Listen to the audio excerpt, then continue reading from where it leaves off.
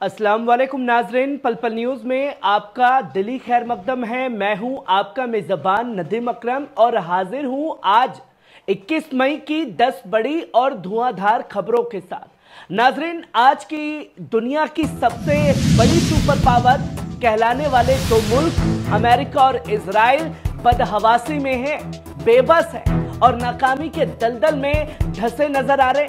8 महीने की शान 3 F-18 जेट तबाह और फिर माफीनामा जैसे पर्दे के पीछे की बैठक। वाह जनाब, इसे कहते हैं हौसले के आगे हथियारों की हार। और दूसरी तरफ इजराइल को जो समझता था कि वो गजा को निगल जाएगा, इमारतों के नीचे आज उसके सैनिक दबे हुए हैं और ईरान को धमकाते धमकाते अब उसकी जासूसी से कांप रहे हैं। ईरानी सुप्रीम लीडर खामेनी ने ऐलान साफ कर दिया है, हम इजाजत लेकर यूरेनियम तनसीब नहीं करेंगे। आपको मिलेगा सिर्फ पल पल न्यूज पर। चलिए शुरुआत करते हैं आज की पहली बड़ी खबर से जो आप अपनी स्क्रीन पर देख रहे हैं। अमेरिका का बड़ा एक्शन दोस्तों, गैरकानूनी हिजरत में मददगार हिंदुस्तानी ट्रैवल एजेंटों पर वीजा पाबंदी लगा दी है। अमेरिका ने सोमवार को एक अहम ऐलान किया, हिंदुस्तान में मौजूद उन ट्रैवल एजेंसी मालिकों और कर्मचारियों पर बैन लगाया जा रहा है जो जानबूझकर गैरकानूनी तौर तरीके से अमेरिका भेजने में मदद करते हैं।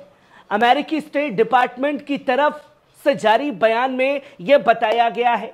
अब दोस्तों, जब यह खबर सामने आई तो मुझे उस अंधभक्त का चेहरा याद आया जो ये कहता फिरता था, तू क्या है बे। अब वो बता दिया डोनाल्ड ट्रंप ने, तू क्या है बे। अब जो अंधभक्तों के पप्पा जी हैं, जिनकी परियां डिबेट में बैठ करके पप्पा जी की तारीफ करती हैं, वो ना परियां इस पर कुछ बोलती हुई नजर आ रही हैं और ना ही वो अंधभक्तों के वीडियो नजर आ रहे हैं, तू क्या है बे। जो लाल आंखों से पप्पा जी की डरा दिया करते थे, अब वही डोनाल्ड ट्रंप जो है गद्दारी पर गद्दारी करता है और हम इनके पप्पा जी कहते हैं अब की बार ट्रंप की सरकार।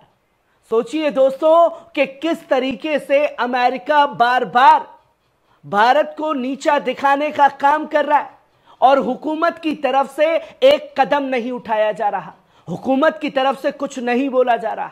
जहां अमेरिकी दूतावास नई दिल्ली ने अपने सोशल मीडिया प्लेटफॉर्म पर भी कई बार आगाह किया कि हिंदुस्तानी नागरिकों को अमेरिका में वीजा की तय मुद्दत से ज्यादा नहीं रुकना चाहिए।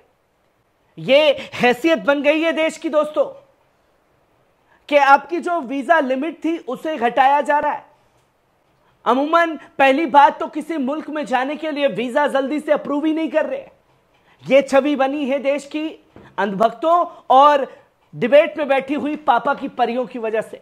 वहीं आप दूसरी खबर देख सकते हैं, अमेरिका से बातचीत को बताया आयतुल्लाह अली खामेनी ने नाकाम। ईरान के supreme leader Ayatollah Ali Khamenei ने ऐलान किया है कि ईरान और अमेरिका के दरमियान जारी न्यूक्लियर बातचीत अब खत्म होने के करीब है।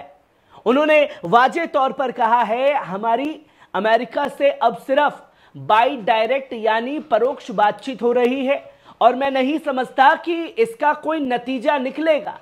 अली खामेनी ने अमेरिकी बयानों पर भी सख्त ऐतराज जताया है और कहा कि बेवकूफी की बातें करना बंद करे डोनाल्ड ट्रंप।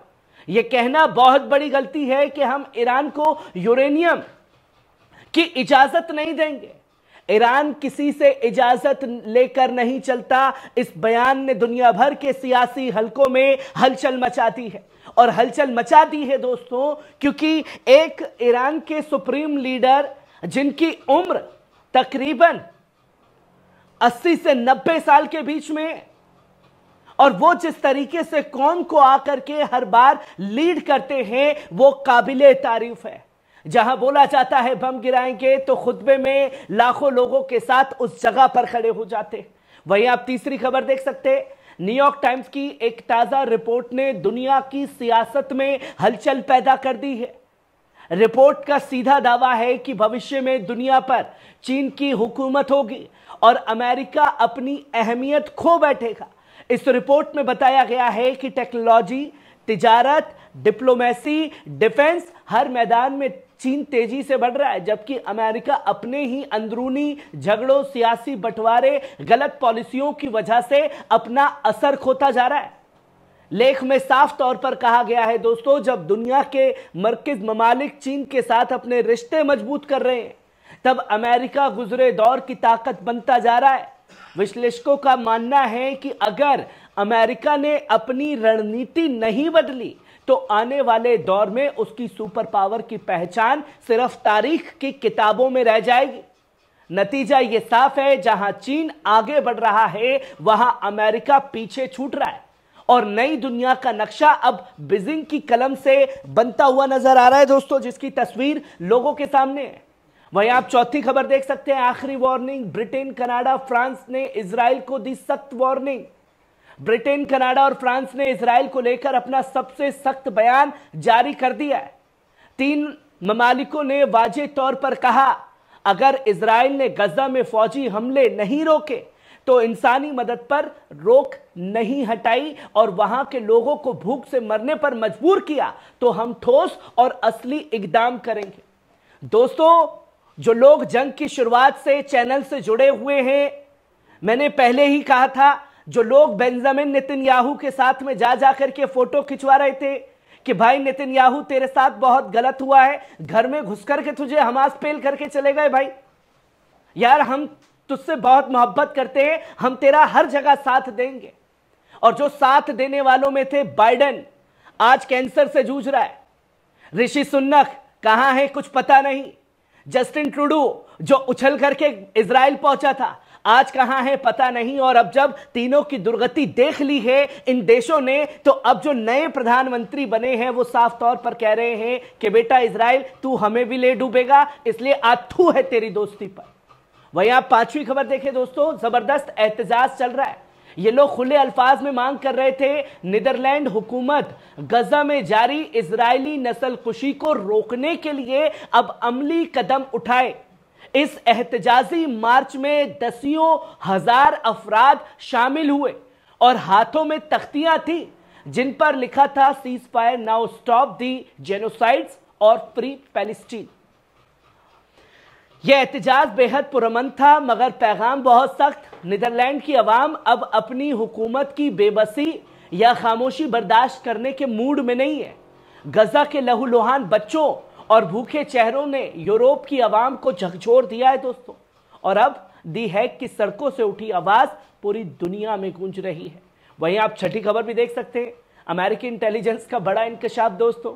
अमेरिकी खुफिया एजेंसियों ने एक सनसनीखेज दावा किया है, इजराइल ईरान के न्यूक्लियर फैसिलिटीज पर बड़े हमले की तैयारी में है।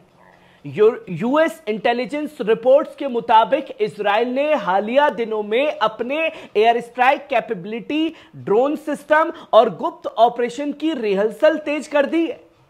माना यह जा रहा है कि अगर ईरान ने यूरेनियम को जारी रखा या नया रिएक्टर एक्टिव किया तो इजराइल एक तरफा हमला कर सकता है।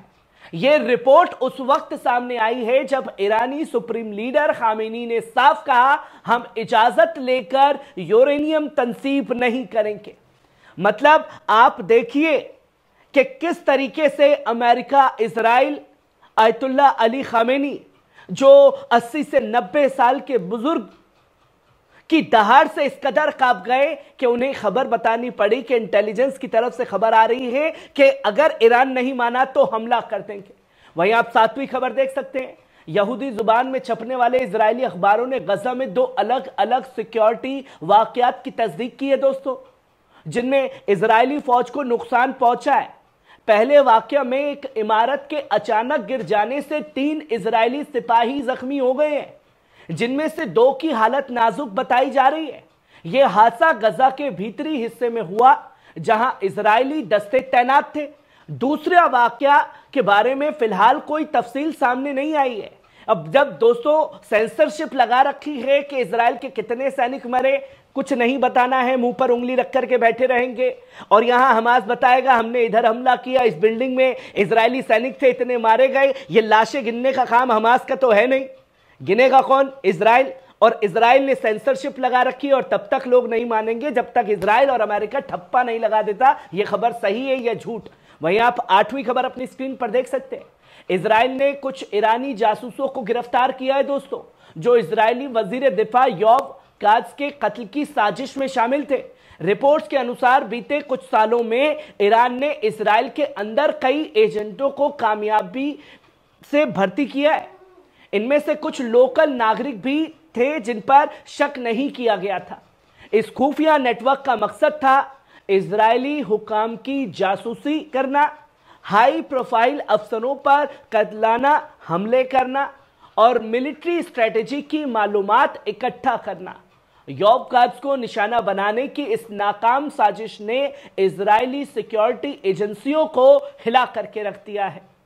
दोस्तों, अगर इजराइल में मुझे लगता है कि कोई भी छोटी सी घटना घटती है, अगर कोई चींटी भी जाकर के किसी नेता को काट लेगी तो वो भी ये कहेगा कि भाई साहब ईरान ने इस चींटी को जासूस बना करके भेजा था, इसलिए उसने काट लिया है। इसकी पूरी जांच बैठाई जाएगी और हर चीज का जिम्मेदार ईरान हो चुका है अगर इजराइल में कुछ भी होता है। वहीं आप 9वीं खबर देख सकते हैं, इजराइल को अब अपने जुल्म सियासी और माशी जवाब मिलने लगा है। ब्रिटेन ने आधिकारिक तौर पर इजराइल के साथ चल रही फ्री ट्रेड एग्रीमेंट की बातचीत को सस्पेंड कर दिया है। साथ ही वेस्ट बैंक में मौजूद इजरायली लीडर्स और बस्तियों से जुड़े गिरोहों पर सख्त पाबंदियां लगा दी है। यह फैसला गजा में इजरायली फौज की ताजा जंगी कार्रवाई और इंसानी इमदाद की रोक को देखते हुए लिया गया है। दोस्तों, ये वही ब्रिटेन है जिसका ऋषि सुनक जंग की शुरुआत में बैठ करके गलभैया कर रहा था नेतन्याहू के साथ और बता रहा था कि साहब आपके साथ बहुत गलत हुआ है, हम तो आपके लिए कुछ भी कर देंगे।